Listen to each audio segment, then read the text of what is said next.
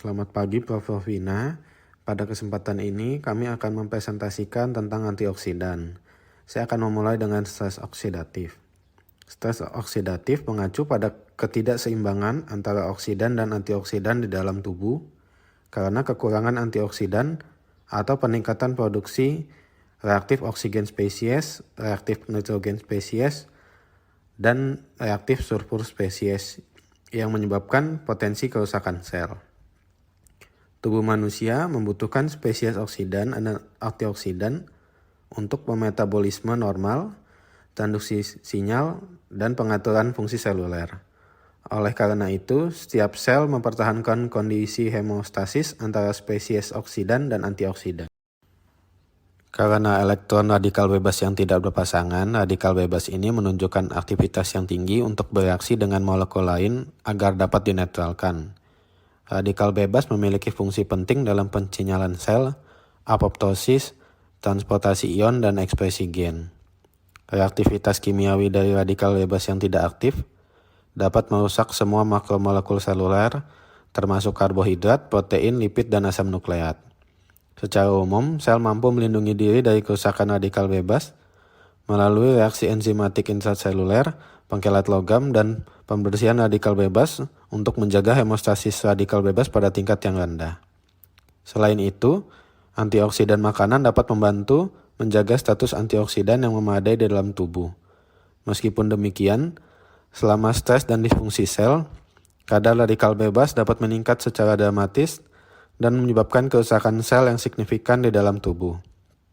Akibatnya, stres oksidatif secara signifikan berkontribusi pada patogenesis berbagai penyakit seperti penyakit jantung, penyakit peradangan, kanker, diabetes, Alzheimer, autisme, dan proses penuaan.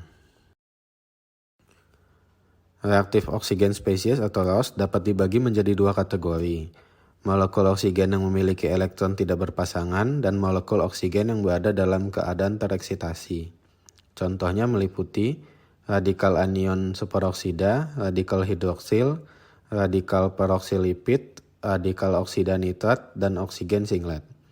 Pada dasarnya, radikal anion superoksida dihasilkan oleh beberapa reaksi enzimatik seperti NADPH oksidase dan xanthin oksidase, dan sebagai produk sampingan dari reaksi berantai pernapasan di mitokondria. Radikal anion superoksida dihasilkan pertama kali dan secara spontan diubah menjadi hidrogen peroksida dan dimetabolisme oleh superoksida dismutase. Hidrogen peroksida yang lebih stabil dan membran plasma permeabel menghasilkan radikal hidroksil dengan adanya ion Fe dan ion Cu melalui reaksi Fenton. Radikal hidroksil dan oksigen singlet mengoksidasi ikatan jenuh lipid untuk menghasilkan peroksida lipid dan aldehida seperti 4-hidroksi nonenal. Radikal hidroksil dan aldehida yang dihasilkan bereaksi dengan residu asam amino dalam protein untuk menghasilkan protein karbonil. Sumber ROS, baik enzimatis maupun non-enzimatik, di dalam sel banyak ragamnya. Enzim yang memproduksi ROS dengan sengaja atau sebagai produk sampingan termasuk rantai transport elektron mitokondria, NADPH oksidase, xanthin oksidoreduktase, beberapa oksidase peroksisom, enzim dari famili sitokrom P450, siklooksigenase, dan lipooksigenase. Radikal oksigen tidak hanya diproduksi di mitokondria dan peroksisom, tetapi juga di retikulum endoplasma. Kontributor utama produksi ROS di dalam organel ini adalah anggota famili sitokrom P450 dan kombinasi protein disulfida isomerase PDI dan retikulum oksidoreduktin 1 endoplasma. Protein PDI menginduksi pembentukan ikatan disulfida pada protein reseptor selama proses pelipatan. Isomerase berkurang dalam proses ini dan diregenerasi oleh oksidoreduktin EO1. Protein tereduksi EO1 akhirnya mentransfer elektron melalui kofaktor FAD ke oksigen molekuler. Transfer yang tidak lengkap dapat menyebabkan produksi superoksida. Radiasi UV adalah inisiator kuat pembentukan ROS di kulit. Jenis loss yang dihasilkan tergantung pada panjang gelombang sinar UV. UVB terutama merangsang produksi radikal anion superoksida melalui aktivasi NADPH oksidase dan reaksi berantai pernafasan. Sedangkan UVA menghasilkan oksigen singlet melalui reaksi fotosensitasi dengan kromofor internal seperti riboflavin dan porfirin. UVA juga menghasilkan radikal anion superoksida melalui aktivasi NADPH oksidase dan fotosensitasi produk glikasi lanjutan. Jenis utama loss yang dihasilkan di permukaan kulit adalah oksigen singlet yang dihasilkan oleh reaksi fotosensitasi dengan UVA dan porfirin dari flora bakteri yang hidup di kulit. Oksigen singlet dioksidasi menjadi squalen, kolesterol, dan residu asil tak jenuh di sebum untuk menghasilkan hidroperoksida lipid. Senyawa radikal reaktif seperti nitrat oksida, nitrogen dioksida, dan senyawa non-radikal misalnya peroksinitrit dan dinitrogen trioksida secara kolektif disebut reaktif nitrogen spesies. Reaktif nitrogen spesies sering dikaitkan dengan reaktif oksigen spesies, misalnya dalam pembentukan peroksinitrit yang menyebabkan stres nitrosatif. Nitrat oksida adalah molekul hidrofobik kecil yang melintasi membran sel tanpa membutuhkan saluran atau reseptor. Ini dihasilkan oleh nitrik oksid sintetase melalui konversi L-arginin menjadi citrulline. Terdapat 3 jenis nitrik oksid sintetase yang diidentifikasi, yaitu endotelial nitrik oksid sintetase, inducible nitrik oksid sintetase, dan neuronal nitrik oksid sintetase. Nitrat oksida memberikan efek fisiologis dengan mengontrol tonus vaskular, adesi sel, dan permeabilitas vaskular, serta adesi platelet. Nitrat oksida mampu bereaksi cepat dengan radikal anion superoksida untuk membentuk oksidan peroksinitrit yang jauh lebih kuat. Radikal anion superoksida dihilangkan oleh isoform superoksida dismutase, sedangkan nitrat oksida dihilangkan sebagai akibat dari difusi yang cepat melalui jaringan. Dalam kondisi proinflamasi, produksi simultan radikal anion superoksida dan nitrat oksida dapat diaktifkan dan sejumlah peroksinitrit dihasilkan, yang dapat menyebabkan cedera signifikan pada struktur seluler yang berbeda. Stres oksidatif dan nitrosatif secara etiologis terlibat dalam berbagai proses dan keadaan penyakit seperti penuaan, cedera ischemic reperfusion, hipertensi, aterosklerosis, neuropati diabetes, penyakit ginjal, penyakit neurologis seperti Alzheimer, dan bentuk demensia lainnya serta kanker. Reaktif sulfur spesies adalah famili senyawa kimia berbasis belerang yang dapat mengoksidasi dan menghambat protein dan enzim tiol. Mereka sering dibentuk oleh oksidasi tiol dan disulfida menjadi bilangan oksidasi yang lebih tinggi.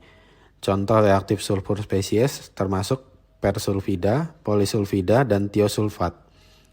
Radikal tiol terlibat langsung dalam modulasi aktivitas protein melalui reaksi tiolasi. Selain itu, mereka mengalami sejumlah reaksi radikal yang membentuk radikal berpusat sulfur lain yang sangat reaktif. Sementara dimerasi 2 radikal tiol mengarah ke disulfida yang stabil, reaksi tiol dengan tiolat mengarah pada pembentukan anion radikal disulfida. Dan dengan oksigen molekuler, ke pembentukan radikal tiol peroksil yang mungkin juga terlibat dalam penonaktifan protein. Anion radikal disulfida juga bereaksi dengan molekul oksigen membentuk disulfida dan radikal superoksida. Dalam kondisi yang sama, oksidasi glutathione oleh superoksida berlangsung melalui radikal tiol dan akhirnya mengarah pada pembentukan oksigen singlet. Reaksi ini menggarisbawahi hubungan erat antara spesies reaktif yang berbeda, sementara reaktif oksigen spesies sering terlibat dalam pembentukan reaktif sulfur spesies. Proses sebaliknya, pembentukan reaktif oksigen spesies dari reaktif sulfur spesies juga dimungkinkan. Antioksidan adalah penghambat oksidasi, bahkan pada konsentrasi kecil. Selain itu, antioksidan bertindak sebagai scavenger radikal bebas dengan bereaksi dengan radikal reaktif dan menghancurkannya menjadi zat yang kurang aktif, kurang berbahaya, dan memiliki waktu yang panjang dibandingkan radikal yang telah dinetralkan. Antioksidan dapat menetralkan radikal bebas dengan menerima atau menyumbangkan elektron untuk menghilangkan status radikal bebas yang tidak berpasangan. Selain itu, antioksidan dapat didefinisikan sebagai senyawa yang mampu menghambat oksidasi yang dimediasi oksigen dari berbagai zat dari molekul sederhana hingga polimer dan sistem biologis yang rumit. Ciri dari antioksidan yang sempurna adalah ia harus mudah diserap, menghilangkan radikal bebas, dan logam redoks kelat pada tingkat yang sesuai secara fisiologis. Selain itu, ia harus mampu bekerja di domain air maupun lipid dan memiliki efek positif pada ekspresi gen. Antioksidan dapat diklasifikasikan dengan beberapa cara. Berdasarkan aktivitasnya, dapat dibagi menjadi antioksidan enzimatik dan non-enzimatik. Berdasarkan kelarutannya, dapat dibagi menjadi antioksidan yang larut dalam air dan antioksidan yang larut dalam lemak. Menurut ukurannya, antioksidan dapat dikategorikan menjadi antioksidan dengan molekul kecil dan antioksidan dengan molekul besar.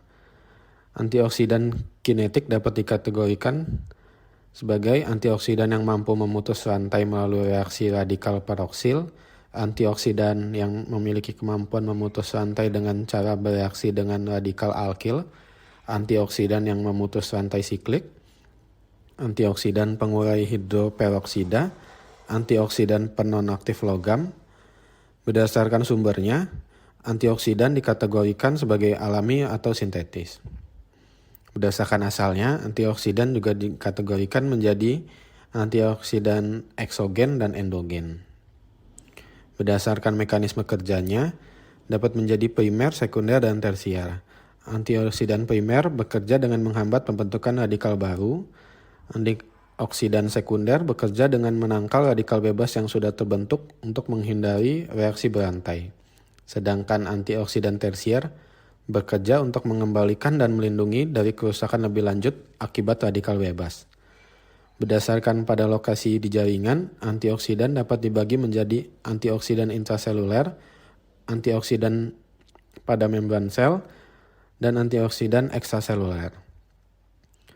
Antioksidan juga dapat dibagi lagi untuk tindakan langsung dan tidak langsungnya. Antioksidan indirect action dan antioksidan direct action.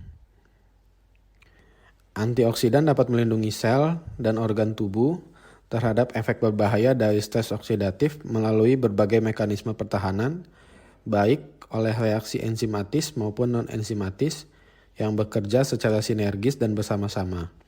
Untuk mencegah peroksidasi lipid dalam makanan, antioksidan non-enzimatik sering ditambahkan.